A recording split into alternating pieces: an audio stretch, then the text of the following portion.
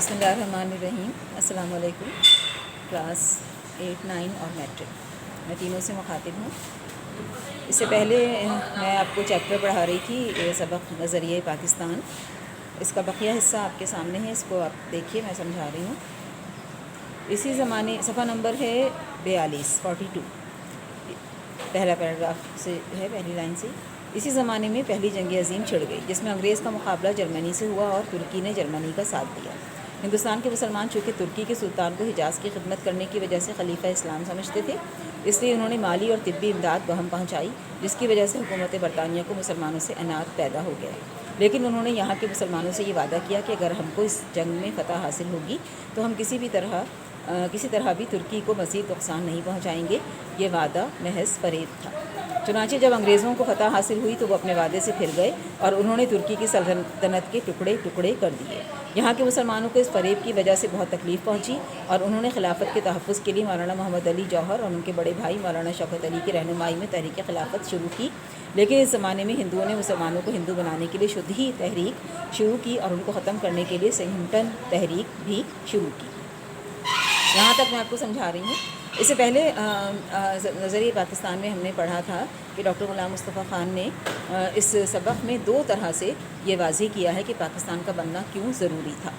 अभी तक जितने पैराग्राफ हमने पढ़े हैं उसमें वो तारीख़ के ज़रिए, हिस्ट्री के ज़रिए हमें समझा रहे हैं कि कौन कौन से वाक़यात ऐसे पेश आए, कौन कौन से ऐसे हालात थे जिनकी वजह से पाकिस्तान का बनना नागुज़ीर था, ज़रूरी था। हमने पढ़ा था कि किस तरह से अकबर के दौर में ही जो है वो इस्लाम को ख़तरात लाहक़ हुए, तो हज़रत मुजद्दिद अल्फ़सानी ने इस्लाम के लिए तहरीक शुरू की और नए सिरे से इस्लाम को अपनी सही हालत में वापस राइज किया।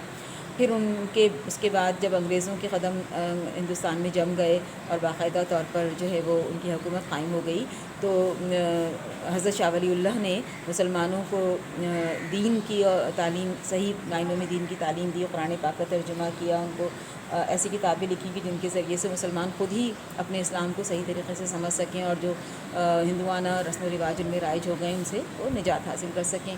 फिर उसके बाद सुल्तान हैदर अली और टीपू सुल्तान का तज़किरा था कि जिन्होंने अंग्रेज़ों के ख़िलाफ़ जिहाद किया, लेकिन जो है वो दूसरे लोगों के साथ न देने की वजह से जो है वो उसमें कामयाबी नहीं हुई, मगर ये कि मुसलमानों के अंदर आज़ादी का जज्बा पैदा करने में, आज़ादी की तहरीक पैदा करने में वो ज़रूर कामयाब हुई। फिर उसके बाद सर सैयद अहमद ख़ान का ज़िक्र आया था, जिन्होंने कि मुसलमानों को ये मशवरा दिया कि आप तालीम हासिल करें, अपने आप को एक अच्छा इंसान, अच्छा मुसलमान बनाएं, दुनिया के तकाज़ों से हम आहंग करें ताकि आप अंग्रेज़ों का, हिंदुओं का मुकाबला कर सकें। और इसके लिए उन्होंने जो है वो कॉलेज क़ायम किया और मुसलमानों की तालीम का बंदोबस्त किया। इसी दौर में फिर ये हुआ कि कुछ ऐसे मामलात हिंदुस्तान में हुए कि जिन्होंने मुसलमानों को ये बावर करवाया कि हिंदू कभी भी मुसलमानों का साथ नहीं दे सकते। जैसे कि कांग्रेस का क़याम अमल में आया, जिसने दावा किया कि वो सबकी जमात है, मगर वो सिर्फ हिंदुओं की जमात थी। वो हर उस चीज़ की मुखालफत करती थी जिससे मुसलमानों का फ़ायदा हो। और इसी दौरान जो है वो अंग्रेज़ों ने बंगाल की तकसीम की, जिसमें कि मुसलमानों का फ़ायदा था, लेकिन हिंदुओं ने इसके ख़िलाफ़ एहतजाज किया इतना ज़्यादा कि हुकूमत को अपना वापस लेना पड़ा फ़ैसला और ये तकसीम बंगाल मनसूख हो गई। फिर उसके बाद पहली जंग अज़ीम छिड़ गई, जिसमें अंग्रेज़ों का मुकाबला जर्मनी से हो रहा था। ज़ाहिर है कि मुख्तलिफ़ ग्रुप्स थे, आपस में लड़ रहे थे। मुसलमानों का या हिंदुस्तानियों का इससे कोई ताल्लुक़ नहीं था, मगर अंग्रेज़ हुकूमत ने हिंदुस्तान से सिपाही भर्ती किए थे जो कि मुसलमान भी थे और हिंदू भी थे।